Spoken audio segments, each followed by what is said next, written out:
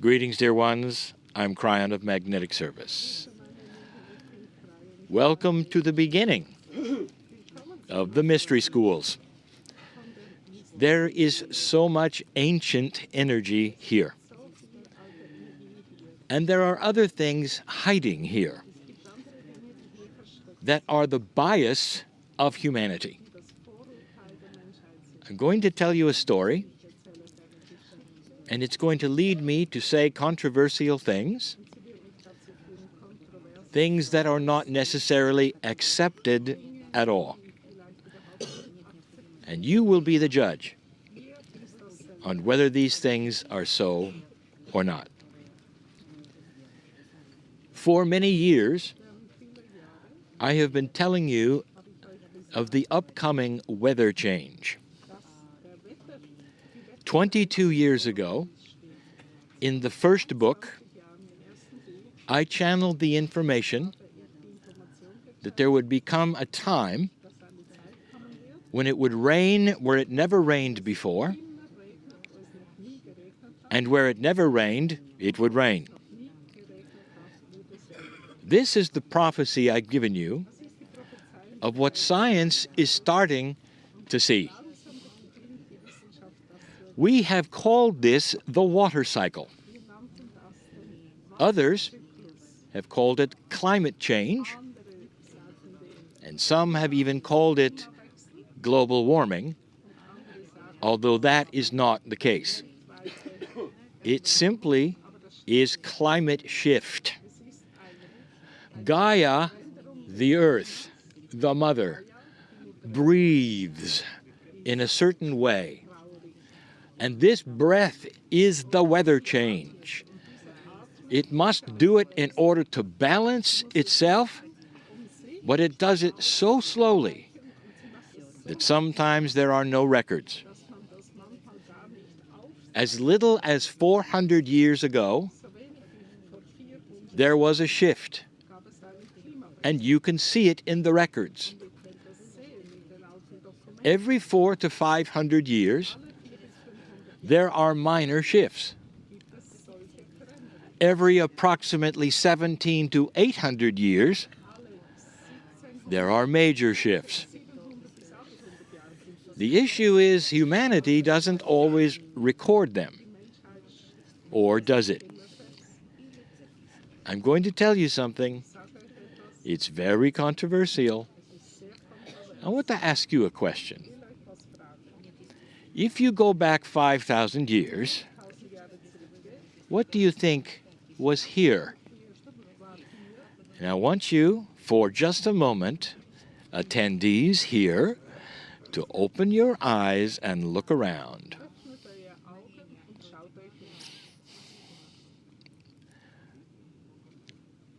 Sand. And more sand. Animals that exist in the heat without water. And this, you say, is Egypt. This is controversial, so stand by. Climatologists are beginning to acknowledge these weather shifts. And they are looking at things, even here, and saying, what was it like through the 3,000 years of Egypt? Specifically, what was it like when the pyramids were built? And the reason I wanted you to look around, I want you to fantasize for a moment. Green rolling hills of grass and a lot of water.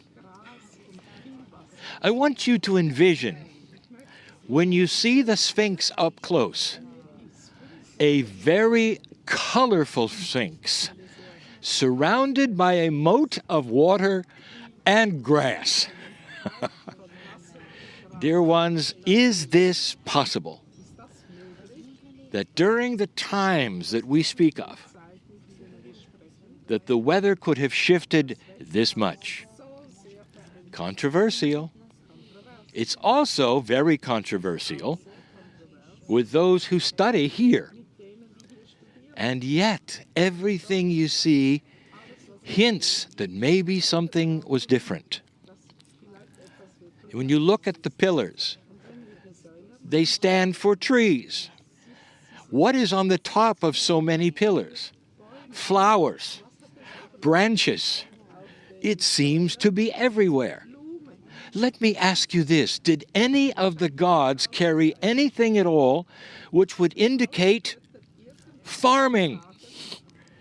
And do you farm in the sand? It's true that along the Nile there were these things. But what if Egypt blossomed during these times? It is something for you to think of. Egyptologists change history when they make discoveries. They can only tell the true age of something by the stories. What they find are the stories of the ancients as they lived, as the gods as they died. And around those, there's the depiction that lets them date the things they find. Some discoveries are yet to be found, which will make the Sphinx far older than they think.